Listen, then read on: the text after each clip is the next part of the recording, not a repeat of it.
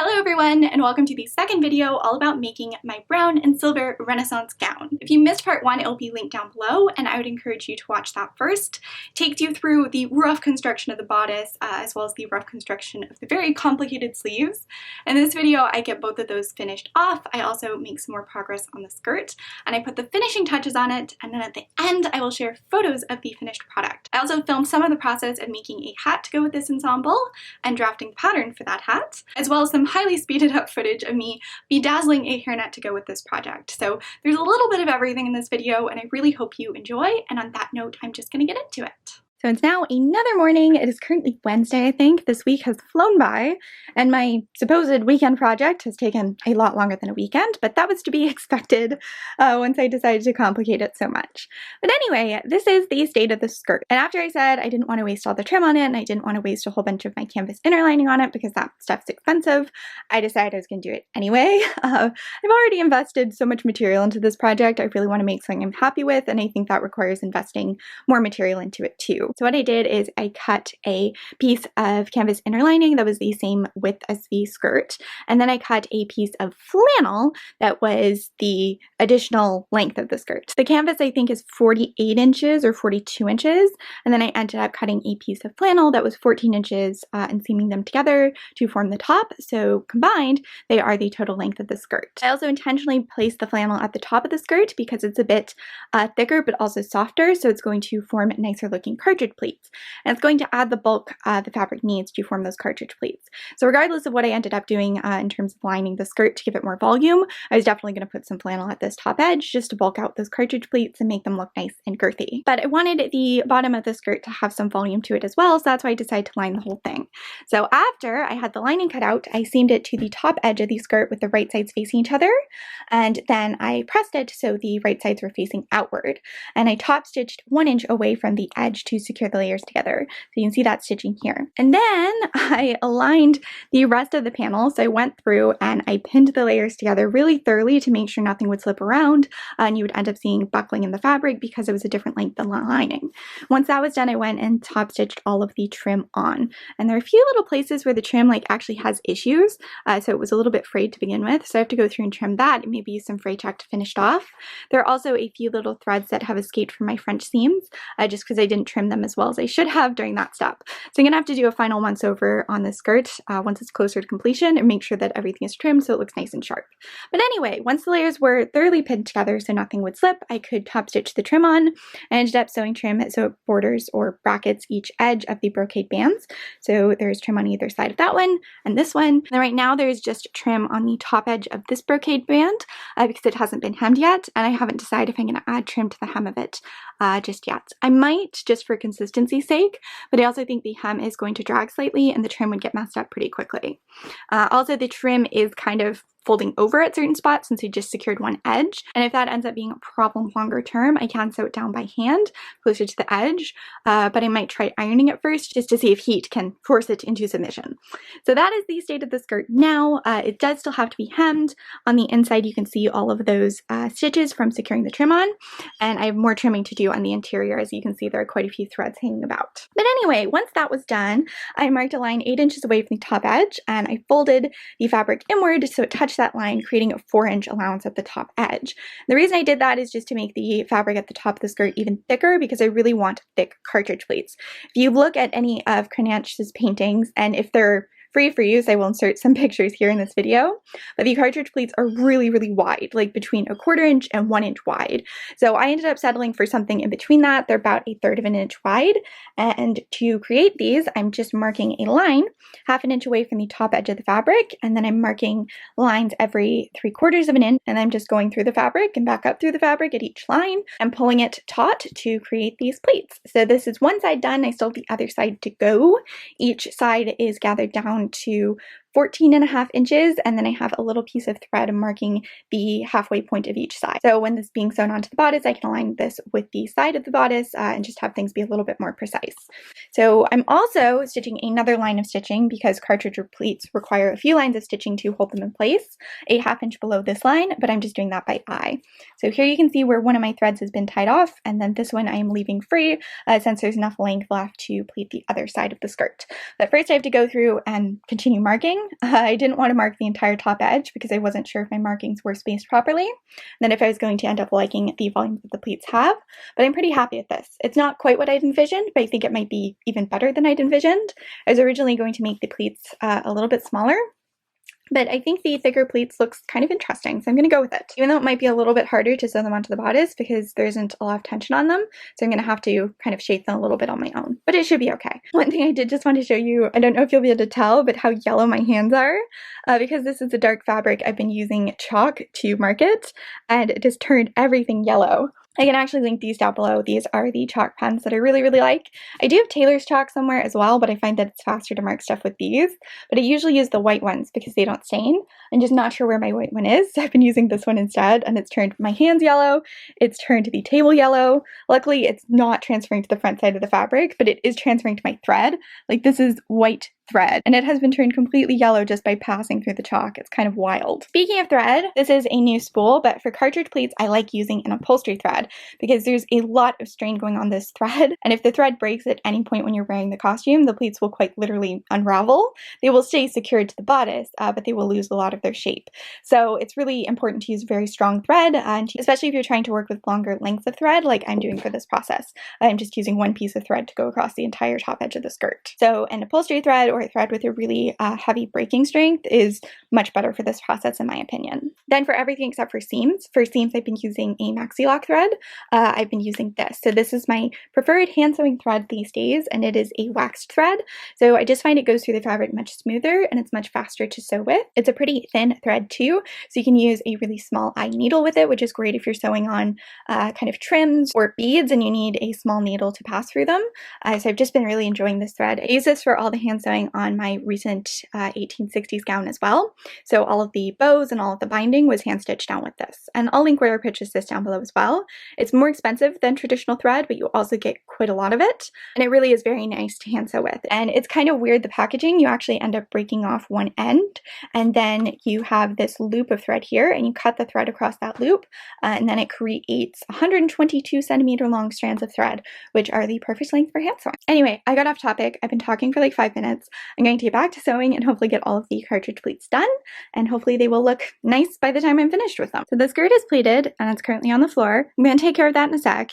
In the meantime, I decided to take a second focus on the bodice. It's not super nicely put on my dress form, but I just threw it up here because I want to put tension on this front panel so I can add the beading to it and also add the lacing to it. So in a lot of these portraits, they have lacing, which I'm assuming is functional and actually closes with the garments, but I've opted to have mine closed from the back, so this is just going to be decorative. And I was debating between using a thicker souttage cord and then just using kind of an embroidery floss that's silver, and I think I like how the floss looks better, so I'm going to use that, and I've just marked where the lacing is going to be. I've also decided that I'm going to cover this seam with some beads, and I was originally going to have that be covered by the lacing cord, but since I'm using such a thin cord, I don't think I'm going to be able to position it properly over top of that, so I'm just going to use some of my beads to kind of cover up that part, and then the lacing will begin below it. So I've used pins placed 1/2 inch apart to mark where the lacing is going to go in and out, and I'm actually just going to have the lacing go in and out of the lace trim on the bodice, or at least that's my current plan, so we'll see what it looks like. So now I'm working on sleeves, and I can't remember when we last talked about sleeves, but yesterday I got the upper and lower portion sewn together, and I finished sewing in all of the lining, and then I ended up adding more lining, this time a thick canvas made for stiffening cuffs, into the flat portion of the sleeves to get them to stay up and fit more smoothly to my arm without crumpling. And this worked really, really well. So now I can put the sleeve on without anything kind of holding the puffs in place, and it looks pretty much the way I wanted it to. But especially near the wrist, this part has to be a little bit larger to allow my hand to get through it without any sort of additional closure. And because of that, this doesn't sit where I want it to on my arm, and it kind of ends up ruining how puffy these pieces end up looking. So this ends up sitting almost flat against the wrist, and then the elbow portion is kind of in the wrong place.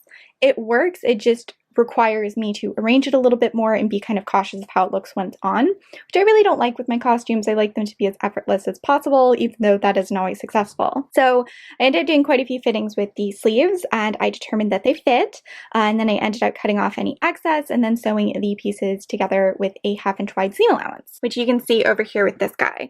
So each portion is seamed together individually with the threads clipped, and now I'm going to press this seam open, and then I went through and I just whip stitched the raw edge edges down so they are hidden underneath the band and they don't extend beyond the band so any frayed edges are visible. But I wasn't sure how to prevent those edges from fraying inside the sleeve without like some fiddly binding that would end up being too thick. So I came up with the idea of using organza ribbon to cover up the raw edges, which you can see that I've done here and here and here. It's not the prettiest stitching, but it works, and no one's going to end up seeing it but you. Then I had the idea that instead of stopping the ribbon at each point, what if I just had the ribbon continue and it would force those puffs to sit the way I want them to. So these strips are cut to be 3 inches wide, but they're only supposed to be 1 inch wide on the arm, and the rest of the excess volume puffs out. So these little bits of ribbon force these sleeves to do that, at least at the underarm portion, which will hopefully encourage the whole thing to stay how I wanted it to. Not sure if any of that makes sense, but it makes sense to me, and I'm very pleased with how this went despite the kind of sloppy stitching. So now I'm going to turn this right side out and actually put it on my arm, and we'll see how it looks. So I just did a fitting, and I'm really happy with how it looks on the arm. It definitely looks similar to how it looks without the organza ribbon, just a little bit more refined. So I'm very pleased that I decided to do that. Another thing I've decided to add is eyelets to the cuffs. So I'm going to put 2 eyelets here, and I'm going to put 2 eyelets here. And then the sleeve can still go on and off my arm without me having to button anything or add any sort of closure, but I can also thread ribbon through those eyelets and knot them so it fits closer to the wrist and just ends up being a little bit more flattering, because I'm still kind of having issues with this slipping down my hand and then this puff not sitting right at the wrist like it should.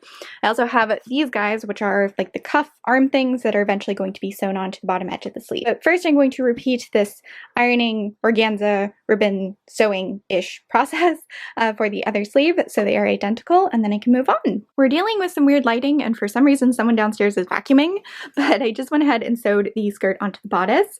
I also don't think I've really shown you the inside of the bodice recently, so I ended up adding a whole bunch of beading to the stomacher. I also ended up beading the cuffs. I'm not sure if I showed you those either. So you saw this on the dress form with this beading, but in addition to the lace appliques I roughly sewed onto the top edge, I also ended up adding a whole bunch of sequins and some of these larger beads just to give it more texture. And then I went ahead and I added that lacing to the front as well. It doesn't look good here because there isn't any tension on the front panel, but hopefully it will look good when it's actually worn. Then as far as the interior goes, I ended up adding a band of twill tape across the top edge to hide the frayed edge that was folded inward. And I also ended up adding some twill tape to the back of the bodice just to cover up all of the threads remaining from the eyelets. Then I turned the bottom edge of the bodice inward by 1/2 inch, and I sewed more twill tape over top of that to hide the raw edge. And also that twill tape adds some structural integrity to the bottom edge of the bodice, which is good because that is what the cartridge pleats are secured to. Unlike sewing on a skirt the traditional way by aligning the raw edges and using a seam allowance, cartridge pleats are whip stitched directly onto a pre-finished edge, and that's why the top edge of whatever you've pleated has to be finished as well. So that's why I turned that edge inward before marking the pleats and sewing them earlier on today. So after all the pleats were formed, I could arrange them to be the correct width, and then I just aligned the centers and the sides and the back markings with the bodice, and I whip stitched them on. So you can see like all of those teeny tiny stitches securing them in place. I'm sure there are much more in-depth tutorials out there that explain this process better than I just did if you're interested. I've also shown this process in a couple of videos, most recently my 1630s dress. So that is what it looks like from the inside, and then this is what it looks like from the outside. And again, this lighting is really not doing me any favors. Maybe I will move it somewhere where you can see it better. So these are really nice cartridge pleats. I think they're very hefty. They're like between 1/4 and 1/3 of an inch wide, depending on the pleat. They're not perfectly even, but that's kind of par for the course with me and my pleating abilities. But I think they're pretty good, and I really like the shape they have. And one of the bonuses about cartridge pleats is that they don't add any bulk to the waistline the way that gathers would, because there's no way for them to really extend into the waistline since they're whip stitched to the bottom edge of the bodice. So instead they sit either flat against the body, they kind of collapse down, create a little bit of volume, or they can sit almost straight against the body and create a lot of volume. It just sort of depends on how you put the garment on, how they end up laying. But you get a lot of volume and you get this really cool effect from the front as well, and you don't get any of that excess bulk actually in the waistline the way you do with a lot of other methods. So cartridge pleats are great. However, because I used my upholstery thread that I don't have in very many colors, you can kind of see little bits of the thread from the right side of the fabric. Now my stitches were tighter, that probably wouldn't have happened, but my hand sewing abilities aren't the best. So I'm actually going to pull out one of my brown Copic markers and just go through and use a little dot of the marker to hide all of these threads. You can do that with quilting or top stitching too if you're using a different colored bobbin thread than the top thread, and a little bit of the bobbin thread ends up showing through and it's a lighter color. You can just use a marker to kind of dye it to match the rest of the stitching. Or you can just make sure that you do a good job sewing and that your tension is correct before you get started, and you won't have to do that. But, you know, worst case scenario, it's an option. And now that we're in slightly better lighting, I should have taken it over here in the first place, but here you can see what it looks like from the inside, and you can see what those stitches look like from the inside. Very odd compared to how you would usually sew something on, but nice nonetheless. I think I'm actually going to put this on my dress form and see how it looks there, and then I'm going to figure out what I'm going to do about the back edges. I wanted to wait to finish the back edges before I sew down to the bodice, but now I'm not sure actually how to go about doing that. So that is something I need to figure out, but I might end up finishing the other sleeve first because I had a really bad headache earlier today, so I ended up going downstairs and not making too much progress on this. So I can't even remember if I filmed anything yesterday, and if I did, then I don't remember what it is I filmed. But now my dress is on the dress form. I don't know if I've even showed you it on the dress form yet. Also, I'm now realizing how messy my background is, so maybe that's something I will tackle this morning. Yesterday I had a vet appointment and then our car wouldn't start, and then my dad had to rescue us, and it was just kind of an ordeal, and I had a really bad headache in the evening, so I didn't get as much work done as I wanted, but here is what it is looking like so far. I'm really pleased with how the pleats are sitting on the dress form. I think it looks so striking. I'm also really pleased with the bodice. I love how the lacing turned out and all of the beading. I've roughly pinned the sleeves on here just because I wanted to get an idea of how they worked with the gown, and I'm really happy with them as well. They're a little bit tighter fitting in certain spots than I'd hoped. They're quite tight in the cuffs, so they're difficult to get on and off, but they do stay up really nicely now, so I'm happy about that. And speaking of the cuffs, I don't know if I've actually showed you what the cuffs of the sleeves look like. Or, well, this is the cuff, I guess, and then this kind of extends over the hand. It's a little bit longer than I think is flattering, but I love all the beading on it. I used the same lace appliques that I used on the top edge of the bodice, and then I used a whole bunch of sequins and beads to kind of merge the appliques with the fabric since it looked a little bit sparse when those were the only things on it.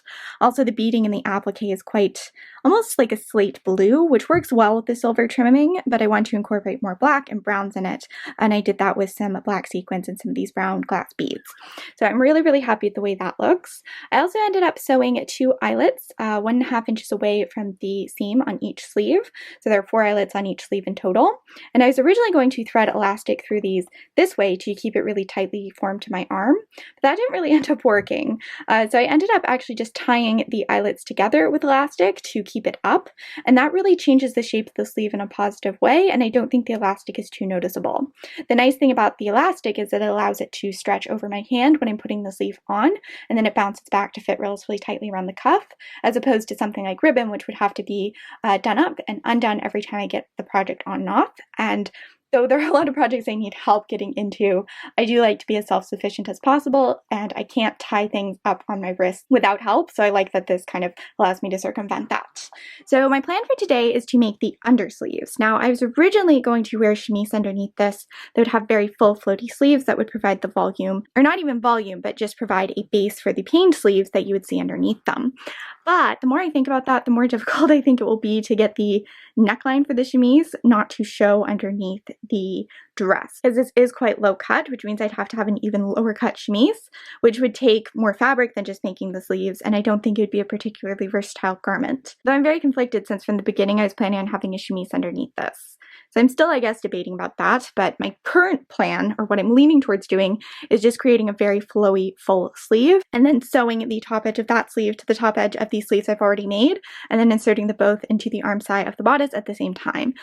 So then these wouldn't have the stiff appearance like if I'd put gathered fabric underneath each paned panel individually, but I won't have to worry about getting the chemise to be hidden underneath the neckline either. And maybe before I decide what I'm going to do, I'll put the dress on and see where the neckline hits and if making a chemise would be a viable option. I still have to figure out the back of this and the hem of it as well. Once again, please don't mind the crap hanging around. I have too much in this room right now. I think what I'm going to do is I'm going to use binding to finish both edges, and then this edge is going to fold inward, and I will sew snaps to the underside of it to secure it on top of this edge. Or maybe I'll even use hooks since those are easier to do up on your own. Regardless, I am going to be finishing this back edge. I'm not just going to leave it being pinked. And for the hem, I have to decide how much I'm hemming it by, whether I want to drag on the ground or not. I kind of do, because some of the Renaissance dresses drag like quite heavily and look quite pretty. and then I have to decide what I want to hem it with, if I just want to do a normal rolled hem or if I want to put horsehair in the hem, and if so, do I want to use the 6-inch wide horsehair I have or just 2-inch wide horsehair. So those are the decisions I have to make today. I think it's all going to start by trying on the bodice and then moving on from there. Or maybe I will do up the back of the skirt first, since that won't really be affected by the fit of the bodice. Actually, I guess the skirt seaming could be affected by how the bodice fits, because if it's way too small for me, which it shouldn't be because I've done numerous fittings, then I could just fold this in by 1 inch, have it be flat for 2 inches, and sew that to a lacing panel that I could add to the bodice so you wouldn't see any skin when it was laced closed. But I'm pretty sure it will lace completely closed, in which case I can turn this inward by 3 inches or so and have it fold over, and then there won't be a gap in the cartridge pleats. They'll just look continuous all the way around, even though they do stop at the center back. I really hope this made sense. I feel like I've said that so much in this video, but I'm so out of practice of vlogging my process. I'm more used to doing making up videos where I can kind of script and really think about what I'm saying, so this feels a little bit foreign to me, but I'm doing my best and hopefully it's working out. Also, I did end up doing yesterday was pleating about 100 masks. I'm still making cloth masks. I donated over 550, and then yesterday I made a half dozen for my family, and then today I am just making up a batch of a dozen, and I'm actually selling these. A restaurant was interested in them, and I said if they'd pay $5 each for them, that would be awesome. That can go towards materials for making ones to donate. And then I actually went and spent quite a bit of my own money to order another 30 yards of fabric so I can make more. And I ordered some twill tape too, because I still have enough elastic left to make like 250 masks, so I think I'm going to keep sewing them until I run out of elastic. And I made probably 300 with twill tape ties and bias binding, because those can go in autoclaves, so they're better for hospitals. But a lot of the places around me that are requesting them aren't hospitals. They're senior centers, they're nursing homes, they're rehab facilities. In that case, I think elastic ones work just as well, if not better, because it's easier for the seniors to put them on themselves. So it's now the next day. I really didn't do much yesterday. I just have not been in the best mood, I guess. But today I'm back to work. It's the afternoon, and I just got these sleeves, or the undersleeves, cut out. And yesterday I was debating whether to make a full chemise to go underneath this, or just to make the sleeves and then sew them into the arm side of the bodice. And I decided on the latter, mostly because I didn't have enough fabric to get the fullness I wanted in the sleeves, and also have enough left over for a proper chemise. So I'm just making the sleeves, and they are made out of 37-inch by the full width of the fabric rectangles, so probably 37 by 42 or 56, I can't remember which. And I'm making the undersleeves from polyester chiffon, which is historically inaccurate, but we're taking some artistic liberties on this one. So what I've done is, after cutting them out, I turned the bottom edge inward by 1/3 of an inch twice, and then I sewed it down. It's having some tension issues, so it looks better from the underside than it does from the top, but it should be adequate. And now I'm just adding some elastic to the cuffs. Again, not historically accurate, but I think it's going to be a lot more convenient than having a drawstring tie that I have to like try and get tied while it's underneath the oversleeves. So I think that's going to be better. I just threaded the elastic into the channel at the hem of one of the sleeves. Now I have to repeat the process on this one, and then I will do up the side seam and then gather the top edge down to 17 inches. And then I can actually get the sleeves sewn onto the bodice, which will be very exciting. So these are my undersleeves, and they're absolutely huge because I want to be able to kind of really pull them through the pained portions of the sleeves and create really full puffs. So I want a lot of length so I can accomplish that. So the finished sleeve is 36 inches long, and I can kind of try and compare it to my arm. For reference, I usually make my sleeves 21 inches long, so that's quite a lot of excess. Anyway, now I have sewn up the side seam. I have sewn the elastic in place, so this stretches out to be about 9 inches and has a resting of about 6 inches. I didn't do anything fancy to finish the seam, but it is the selvage on the inside, so you just see a little bit of the frayed elastic, as well as some threads I have to clip. But it's not too messy on the inside since it is the selvage. Then at the top, I gathered it down and I mounted it to a piece of twill tape that's the same length as the arm side of the bodice. And now I'm going to slip this sleeve through one of my oversleeves and sew the top edge of this to the twill tape, and then I'll fold the twill tape over the raw edge, neatly finishing it. So there won't be a raw fraying edge in the arm side of the bodice. So that is going to be the next step, and I was going to say that I can sew these on, but I actually still have to do up the back closure of the dress first. So I went ahead and bound the back edges of the skirt. You can see one bound there and one bound here. It's not the best binding job in the world, but you're not going to see it, so it's fine. And then I just lapped the edges together and sewed them together by hand using whip stitches. So this still needs to be pressed, but I'm waiting for my iron to heat up, and in the meantime I'm going to hem this. So the brocade layer of the skirt ended up being about an inch longer than the canvas layer that I cut out. Not sure how that happened, but it happened. And even though the layer is too short, it is consistently too short. So I've decided to use that to my advantage to get this hemmed evenly. So I'm going to turn the excess of the brocade layer over the edge of the canvas, and I'm going to turn it inward once again by 1 inch to this line that I've marked 2 inches away from the bottom edge of the fabric. I think this is going to give me a very neat and tidy hem. Then I can just whip stitch the folded edge of the hem to the lining so there won't be any visible stitching from the exterior. And then I think I'm probably going to go around and top stitch that trim on to the bottom edge of the skirt just so it's consistent with all of the brocade stripes on the skirt. So that is my current plan. I did debate about using horsehair braid to hem this, but I don't think there's actually enough volume in the skirt to get the kind of conical effect at the hem that I wanted. So I'm just going to do what's easier and have a softer looking hem. Also, over here, I have these sleeves which are sewn together. The chiffon sleeves hang outside of the fitted sleeves by about 12 inches, which was to be expected by how long I cut them. But once they are kind of risen up to poof out, all of that volume disappears and the cuffs are level with each other. But the top edge, I top stitched them onto twill tape, and then I folded the twill tape over to kind of finish the edge, and now these can be sewn to the arm side of the bodice. I'm just going to finish the hem of the dress first. At this point, I stopped filming. I'm not sure why, but I did. But I went on to sew these sleeves onto the arm side of the bodice. I also hemmed the skirt, and I believe I hemmed it with a 1 inch rolled hem, but it was a while ago, so I don't quite remember. And then I sewed some silver trim atop it to finish off the banded effect on the skirt. Speaking of the skirt, I switched focus to the top edge of it, and all of those little white stitches you could see from sewing on the cartridge plates that had to be white because that was the only upholstery thread color I had in my stash.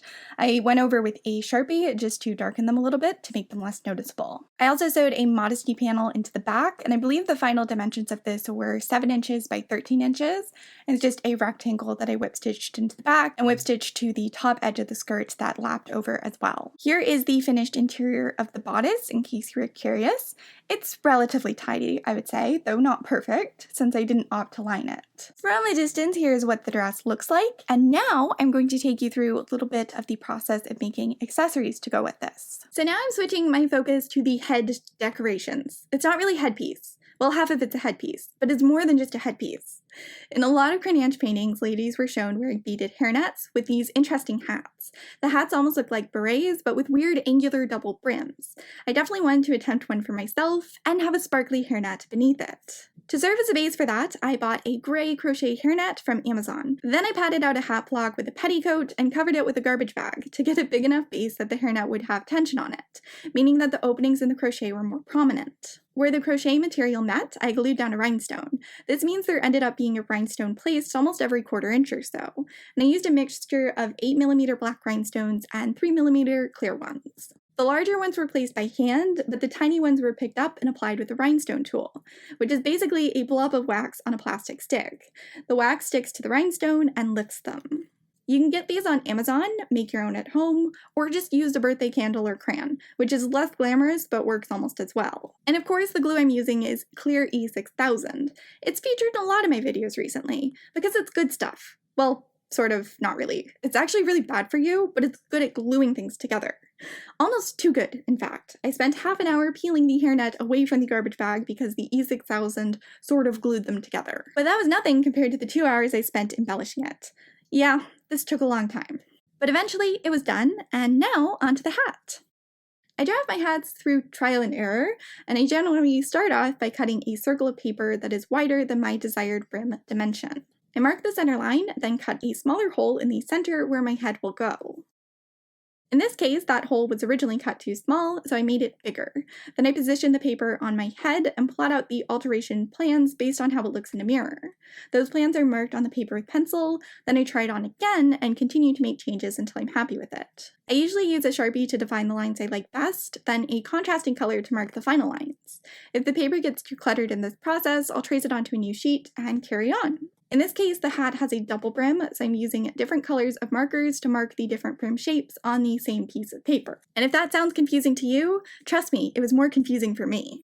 With the lines finalized, I'm tracing them onto a new sheet of paper, and since this has a double brim, I'm tracing around it twice, but following a different colored set of lines each time. So I have 2 patterns with the same center line and the same opening, but 2 different brim shapes. I traced around my patterns onto interfacing, which will form the base of the brim. I think these hats were probably softer in reality and didn't have a stiff brim like this, but were instead made out of folded layers of wool and thicker felt. But this project was much more about aesthetics than historical accuracy, so I decided to go with the method of hat making that I know best and am most comfortable with. With those cut out, I traced around the interfacing onto a thick wool melton. I used pins to secure the layers of wool together, then roughly cut them out. I took these pieces over to the sewing machine and sewed across the outer markings. The outer seam allowance was trimmed to 1/4 inch, and the inner seam allowance was cut with 1/2 inch margin. Then the pieces were turned right side out and pressed. The interfacing bases were trimmed with millinery wire I bent to match the curvature of each piece. Then I used binder clips to temporarily secure the wire in place. The wire was eventually sewn on with a zigzag stitch. With the wire sewn on, I could go ahead and put the interfacing bases inside their coordinating wool pockets. For the outer brim piece, the 1/2 inch inner allowance was turned inward and roughly whip stitched down. Then the center points were aligned, the pieces were stacked, and whip stitched together around the inner edge.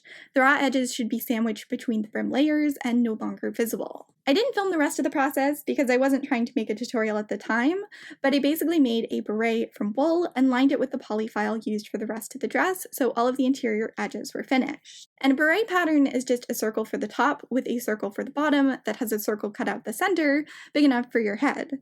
The circles are sewn together around the outer edge, and that's pretty much it. Lining it made it slightly more complicated, but not by much. And then the inner edge of the beret was simply whip stitched to the inner edge of the brim, and ta-da! Here it is! I added a whole bunch of feathers to this originally, but didn't like how they look, so I removed them and I'm keeping it simple. Which is a shocking statement coming from me, I know, but I think the dress has enough else going on already. With the hat done, I still found this project lacking in the accessories department, so I ended up purchasing this black rhinestone choker on Amazon to wear with this project. And then I found this chunky metal chain necklace that kind of looked reminiscent of some of the pieces in Crenach paintings, so I bought that as well. To finish off the ensemble, I decided I would wear a wig, so I ended up purchasing this dark gray, very long wig from Amazon.